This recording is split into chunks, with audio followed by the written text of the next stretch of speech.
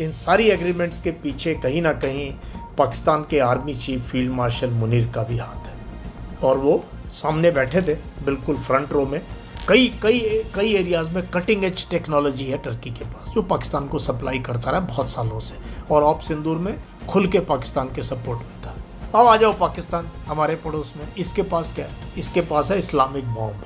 It has a trend military, it has a professional military. उसके पास एक है military है पूरी की पूरी, आर्मी नेवी एयरफोर्स एंड जो कि यूएस के साथ भी ट्रेनिंग करते हैं, दुनिया भर के उसका ट्रेनिंग करते हैं। ये सिक्योरिटी और बैलेंसिंग डायलेमा हो रहा है हमारे लिए।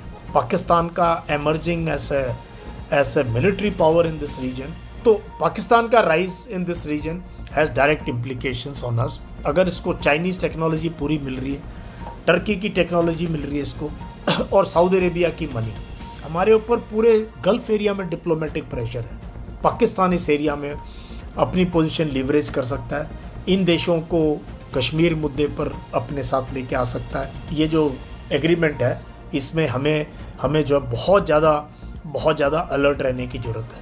पाकिस्तान जो एक न्यूक्लियर कंट्री है, उसका न्यूक्लियर अम्ब्रेला को मुस्लिम वर्ल्ड में और इस प्रकार से जो है करना हमारे लिए बहुत ज़्यादा चिंता का विषय है। वी शुड स्टडी दिस कि हाउ पाकिस्तान कैसे एमर्ज कर रहा है इस रीजन के अंदर। और ये पिछले 1 साल में हमें देखना चाहिए क्या हमने हल्के में छोड़ दिया पाकिस्तान को। इसमें पाकिस्तान के लिए बेनिफिट ही बेनिफिट है। एक तरफ चाइनीज़ टेक्नोलॉजी, एक तरफ टर्की की टेक्नोलॉजी प्लस अमेरिकन टेक्नोलॉजी, इसमें विन विन सिचुएशन अगर किसी की है तो Pakistan. What a fascinating time it is, है ना। किसी ने सोचा था कि ये जब लड़ाई शुरू हुई थी यूएस और Israel combination attacking Iran on 28 फरवरी, कि कुछ महीनों के बाद आप इस प्रकार का एक अलायंस देखेंगे जिसको दुनिया कह रही है सुन्नी नेटो। जी हाँ, या इस्लामिक नेटो, दोनों शब्द इस्तेमाल हो रहे हैं।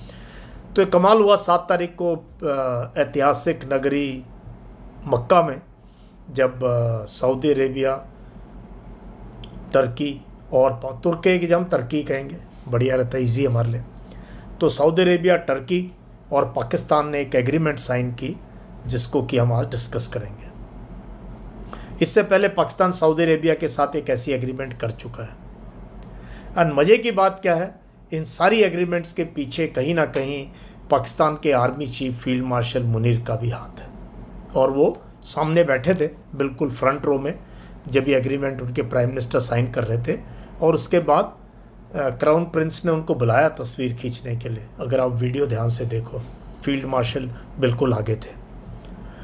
तो पाकिस्तान का रोल इस पूरी चीज़ के अंदर, और तुर्की का रोल, तुर्की का रोल, और सऊदी अरेबिया का रोल। और इस वक्त क्यों जबकि यूएस और ईरान बातचीत कर रहे हैं। यूएस इस लड़ाई को हार चुका है और निकलने के चक्कर में है पूरे के पूरे वेस्ट एशिया से। इजराइल की इतनी बुरी हालत कभी नहीं थी जो आज है। इजराइल की इतनी बुरी हालत कभी नहीं थी जो आज है। नेतन्याहू इलेक्शन हारने के कगार पे है, उसको अपनी कुर्सी जाते हुए नज़र आ रही है, जेल भी जा सकता है करप्शन के लिए। और जो उनकी सपोर्ट बेस थी इजराइल की यूएस में और यूरोप में, वो जो है धीरे धीरे ख़त्म हो रही है। सो बड़ा world is going through a very very difficult phase, है ना। और उसके बीच में ये एग्रीमेंट क्या है और इसका क्या मतलब है, एंड बाद में भारत के ऊपर इसके क्या इम्प्लीकेशंस हो सकते हैं। सबसे पहले सुन्नी नेटो का क्या मतलब है। ये तीनों देश जो इस एग्रीमेंट में शामिल हैं वो सुन्नी मेजॉरिटी स्टेट है, इसलिए सुन्नी नेटो कहा जा रहा है। नेटो इसलिए कहा जा रहा है, इसके अंदर एक प्रोविज़न है, इसके अंदर जो यूं का यूं नेटो के चार्टर से लिया गया है। वो क्या है, attack on another has to be treated as attack on self, कि अगर किसी भी देश पे कोई अटैक होता है वो ऐसा लगेगा जैसे मेरे ऊपर अटैक हुआ, तो हम एक दूसरे को सपोर्ट करेंगे। जो कि नेटो का ये प्रोविज़न है, नेटो का आर्टिकल है 5, आर्टिकल 5, वो ये कहता है an armed attack against one of the 3 state shall be regarded as an attack against them all. तो ये इसलिए सुन्नी क्योंकि तीनों सुन्नी कंट्री हैं, नेटो क्योंकि नेटो का ये यूँ क्लॉज उन्होंने उठा के इसके अंदर डाल दिया है, तो इसलिए इसको सुन्नी नेटो कहते हैं। सऊदी अरेबिया कह रहा नहीं, ये सुन्नी नहीं है, ये इस्लामिक है, रीजनल है। पाकिस्तान ने भी क्लैरिफिकेशन इशू किया कि ये जो है ये इस्लामिक कंट्रीज़ को इकट्ठा करने के लिए एक मिलिट्री अलायंस है, ये सुन्नी अलायंस नहीं है। तो ये है क्योंकि मुस्लिम वर्ल्ड बटा हुआ है शिया और सुन्नी के बीच में। ये 3 देशों के बारे में थोड़ा बता दूं आपको, फिर डिटेल में बताऊंगा। सऊदी अरेबिया बीच में बैठा हुआ था, एग्रीमेंट उसने कराई, मक्का में करी एग्रीमेंट, जो कि सुन्नी इस्लाम का सबसे बड़ा तीर्थ स्थान है, सबसे बड़ी स्पिरिचुअल जगह है। ये for any Sunni Muslim this is the highest spiritual place, Mecca. वहाँ लोग हज पे जाते हैं, उमरा के लिए जाते हैं पूरे दुनिया भर से, उस जगह को चुना गया है। तो वो बीच में बैठे थे, एक तरफ टर्की और एक तरफ पाकिस्तान, और साइन हुई उनकी एग्रीमेंट ये 7 तारीख को। तो इस एग्रीमेंट में सऊदी अरेबिया के पास, आपको पता है क्या है, सऊदी अरेबिया के पास मनी पावर है। Saudi Arabia is a very rich country, बहुत पैसा उनके पास, और बहुत बड़ा एक पेट्रोलियम और पेट्रोलियम प्रोडक्ट्स एक्सपोर्ट करने वाली पावर है। लेकिन मिलिट्री पावर यूएस की छत्र छाया में था। यूएस के अभी जो है दिन यहाँ पर लद गए, यूएस की अभी पोजीशन यहाँ पर कमज़ोर है, तो उसको चाहिए एक सिक्योरिटी अम्ब्रेला सऊदी अरेबिया को, और वो सिक्योरिटी अम्ब्रेला प्रोवाइड करेगा उसको पाकिस्तान एंड टर्की। तो सऊदी अरेबिया बड़ा क्लियर है, भाई मेरे पास है पैसे, मेरे पास है तेल, मेरे पास ये 2 चीज़ें हैं, एंड रीजन में सबसे रिच कंट्री है वहाँ पे। तो उन्होंने ये एग्रीमेंट करी है।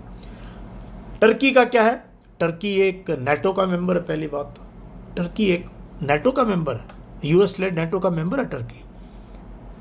और टर्की के पास क्या, टर्की एक टेक्नोलॉजिकल पावर हाउस है। टर्की ये ख़ास तौर पे ड्रोन बनाने में, एविएशन में, इलेक्ट्रॉनिक वॉरफेयर में, और इसका जो ऑलरेडी एक्सपीरियंस है, ये नेटो का मेंबर है, नेटो की एक्सरसाइज करते हैं, तो इसके पास नेटो का बैगेज है, नेटो की ट्रेनिंग है तुर्की के पास।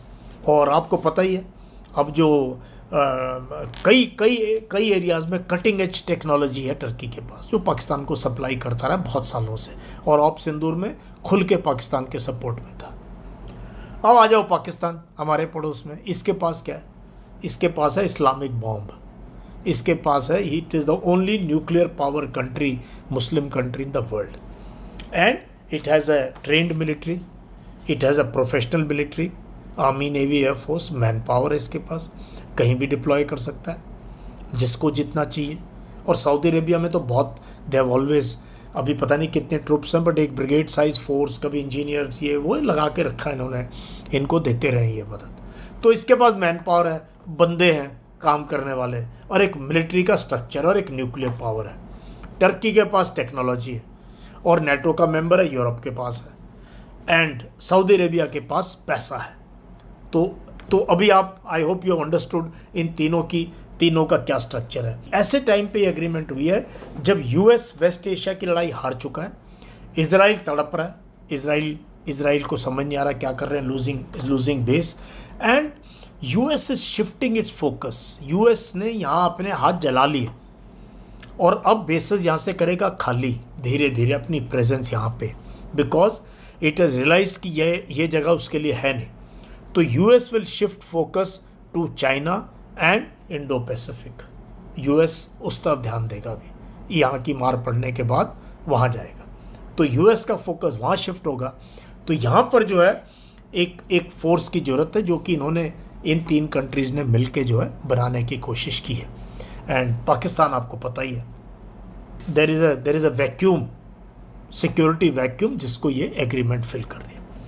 तो मैंने बता दिया अभी तीनों को एक बार दोबारा। Pakistan only nuclear powered Muslim country, struggling economy का बुरा हाल, बट उसके पास एक है मिलिट्री है पूरी की पूरी, army, navy, air force, and professor जो कि यूएस के साथ भी ट्रेनिंग करते हैं, दुनिया भर के उसके साथ ट्रेनिंग करते हैं, और चाइना के बहुत क्लोज है। तो ये है पाकिस्तान की position. Saudi Arabia major oil exporter है, financial resources and deep pockets हैं, है ना। अभी सब अपना अपना प्रोग्राम कर रहे हैं, यूएस पे ट्रस्ट नहीं रहा। ये ट्रंप ने, वो यूरोप में भी ऐसे हो गया, सारे कंट्रीज़ अपना अपना कर रहे हैं, they don't trust NATO now और अमेरिका, और यहाँ पर भी हो रहा है। टर्की जहाँ तक है उसका है rapidly expanding military industrial base है, एडवांस ड्रोन प्रोडक्शन कैपेबिलिटीज़ है इसके पास, और ये भी डाउट है इसको कि नाटो की कलेक्टिव सिक्योरिटी पे। अगर यूरोप को डाउट है, एक मुस्लिम कंट्री को तो डाउट है ही है कि नाटो उसके मदद में आएगा या नहीं आएगा। तो ये इसके देखते हुए, और ऊपर से इजराइल का खतरा, इन सब चीज़ के बीच में टर्की ने भी कहा कि अच्छा मौका है, I can sell my drones, my technology and nuclear weapons का हमारे पास है ही Pakistan, and Saudi Arabian money, तो इसलिए टर्की भी इसके अंदर शामिल है। अब भारत के ऊपर क्या इम्प्लीकेशन है इसके? भारत के ऊपर सबसे पहला बात है, ये सिक्योरिटी और बैलेंसिंग डायलेमा हो रहा है हमारे लिए। पाकिस्तान का emerging as a military power in this region, as a diplomatic power in this region, ये आपने देख लिया कैसे उन्होंने ये इस्लामाबाद MOU साइन किया, और they became messenger in between two hostile Nations, एक तरफ अमेरिका, एक तरफ ईरान। इजराइल को पाकिस्तान ने अभी तक रिकग्नाइज नहीं किया, बिल्कुल उसके खिलाफ बोलता है UN में भी। So Pakistan has emerged in this region with this war going on। तो पाकिस्तान का rise in this region has direct implications on us. अगर इसको चाइनीज़ टेक्नोलॉजी पूरी मिल रही है, टर्की की टेक्नोलॉजी मिल रही है इसको, और सऊदी अरेबिया की मनी एंड US, आपको पता ही है US उसको किस तरीके से उसको जो है अपने किस प्रकार का उसने स्टेटस चेंज किया US ने पिछले कुछ दिनों में। सो एनीवेयर वेयर पाकिस्तान इज, और so anything on the borders any time, जैसे कारगिल हुआ 99 में, या कश्मीर में कोशिश करते हैं इंडक्ट करके यहाँ पे कुछ आग लगाने की कोशिश करते हैं, तो they may be embolden to do this anywhere on the line of control and things like that. तो एक तो हमें सिक्योरिटी है हमारे लिए कि पाकिस्तान इस टाइप की एग्रीमेंट साइन कर रहा है, पाकिस्तान के साथ हमारी कट्टर दुश्मनी है, तो हमारे को वैसे अनकंफर्टेबल होना चाहिए। और इसमें ख़ास तौर पे सऊदी अरेबिया के साथ हमारे अच्छे रिश्ते हैं, लाखों इंडियंस वहाँ काम करते हैं, तो सऊदी अरेबिया पाकिस्तान के क्यों इतना नज़दीक जा रहा है? हमें इस चीज़ की जो है इसके ऊपर हमने MEA की स्टेटमेंट आई है, वी आर मॉनिटरिंग, है ना, तो कैसे मॉनिटर कर रहे हो हमें पता नहीं है, बट ये है। दूसरा है हमारे ऊपर पूरे गल्फ़ एरिया में डिप्लोमेटिक प्रेशर है। हमारे 1 करोड़ तकरीबन लोग काम करते हैं वहाँ, और हमने बहुत मेहनत करके Saudi Arabia, UAE, Oman, Qatar, Bahrain, Kuwait, इन सब के साथ रिलेशनशिप बना के रखी इंडिया ने। तो ये रिलेशनशिप हमारे डिप्लोमेट्स को भी एक्स्ट्रा वो करना पड़ेगा बैलेंस करने के लिए यहाँ पे। क्यों? क्योंकि पाकिस्तान इस एरिया में अपनी पोजीशन लीवरेज कर सकता है, इन देशों को कश्मीर मुद्दे पर अपने साथ लेके आ सकता है, कल को कोई बात हो तो हमें जो है थोड़ा सऊदी अरेबिया पर नज़र रखनी पड़ेगी, और बाकी देशों पे भी नज़र रखनी पड़ेगी। हमें पता रहना चाहिए पाकिस्तान क्या कर रहा है इस रीजन के अंदर, तो हम अपनी आंखें कमज़ोर नहीं कर सकते, ना मिटा सकते इस पे। रीजनल इम्पैक्ट, वाशिंगटन तो इस हार के बाद जो है इस एरिया से अपना मुंह मोड़ने की तैयारी करेगा। तो ऐसे में China is supporting Pakistan. China के सऊदी के साथ बड़े अच्छे रिलेशंस हैं, और भी कई कंट्रीज़ के साथ है। तो ऐसे में हमारे लिए ये जो एग्रीमेंट है, इसमें हमें जो है बहुत ज़्यादा अलर्ट रहने की ज़रूरत है, और इन कंट्रीज़ के साथ हर लेवल पे हमें बातचीत अपनी जारी रखनी चाहिए। We should be very very sensitive to what is happening है। चाइना का जहाँ तक सवाल है, मुझे लगता है चाइना ने कहीं ना कहीं इस चीज़ को बैकग्राउंड में इसको ओके किया है, तभी हुआ है। पाकिस्तान कोई काम नहीं करेगा जब तक चाइना उसको बोलेगा नहीं। So probably China is aware of this, and China के सऊदी के साथ बड़े अच्छे रिलेशनशिप हैं, पाकिस्तान के साथ तो खैर बहुत ही गहरी वो है। तो आई थिंक चाइना भी सोच रहा है कि ये अगर ऐसा ऑर्गेनाइजेशन बनता है, मुस्लिम इस्लामिक ऑर्गेनाइजेशन, ये US को कहीं ना कहीं वीक करेगा वो उस रीजन में। एंड एनीवेयर कहीं US वीक होता है, चाइना के लिए बेटर, रशिया के लिए बेटर है। वैसे ही वो दोनों totally in support of Iran है इस लड़ाई में, तो China is watching this closely and probably they have given a green signal before it was signing. US का थोड़ा मिक्स लग रहा है, बट ऐसा हो नहीं सकता। टर्की नाटो का मेंबर है और एक नाटो का मेंबर एक और मिलिट्री अलायंस में जा रहा है, तो मुझे नाटो का चार्टर इतना पता नहीं है clearly, but how this will impact Turkey's position in NATO, how America sees it. वैसे ट्रंप के यहाँ क्या देखना, वो तो कभी कुछ बोल देते हैं कभी कुछ बोल देते हैं, तो अमेरिका भी फ्लक्स में है इस टाइम पे। सो मुझे लग रहा है they will accommodate this agreement and कहीं ना कहीं उनसे पूछे बिना भी सऊदी अरेबिया और पाकिस्तान करेंगे नहीं है। तो कहीं ना कहीं उनकी भी एग्रीमेंट है, उनकी अलग रीजंस के लिए, चाइना की अलग रीजंस के लिए, चाइना की अलग रीजंस के लिए। अब आते हैं हमारा जो मीडिया है, हमारे जो डिप्लोमेट्स हैं, हमारे जो स्ट्रेटजिक थिंकर्स हैं, वो इसको अलग अलग तरीके से देख रहे हैं, अलग अलग तरीके से देख रहे हैं इस चीज़ को। तो कई देख रहे हैं कि भारत को वरीड होना चाहिए और कई कह रहे हैं कि नहीं, हमें कोई वरी करने की ज़रूरत नहीं है। लेकिन ये हमारा इमीडिएट नेबर है पाकिस्तान, टर्की फुली उसके सपोर्ट में था, चाइना पाकिस्तान की रिलेशनशिप बहुत गहरी है और सऊदी अरेबिया जो है भारत का मित्र है, लेकिन वो कभी भी अपनी पोजीशन चेंज कर सकता है। अभी बहुत से लोगों ने इसको एक अच्छी एग्रीमेंट भी बताया कि स्टेबिलिटी लाएगा इस रीजन के अंदर, और तो वो टाइम बताएगा कि स्टेबिलिटी लाएगा या नहीं लाएगा। लेकिन एक इस्लामिक नाटो बनना, एक सुन्नी नाटो बनना, एक पाकिस्तान जो एक न्यूक्लियर कंट्री है उसका न्यूक्लियर अम्ब्रेला को मुस्लिम वर्ल्ड में और इस प्रकार से जो है करना हमारे लिए बहुत ज़्यादा चिंता का विषय है। We should be very very careful, we should watch these things very closely, we should study this कि हाउ पाकिस्तान कैसे एमर्ज कर रहा है इस रीजन के अंदर। और ये पिछले 1 साल में ऑप सिंदूर के बाद तो कहीं ना कहीं हमें देखना चाहिए कि हमने हल्के में छोड़ दिया पाकिस्तान को, क्योंकि उसके बाद ही ये उभरा है। बट नाउ दैट बस हैज सेल्ड। तो अब हमारे लिए ज़रूरी है कि हम मॉनिटर करें इसको पूरा का पूरा। This agreement has come as a surprise and इसमें पाकिस्तान के लिए बेनिफिट ही बेनिफिट है। सबसे ज़्यादा बेनिफिट इसमें पाकिस्तान को है।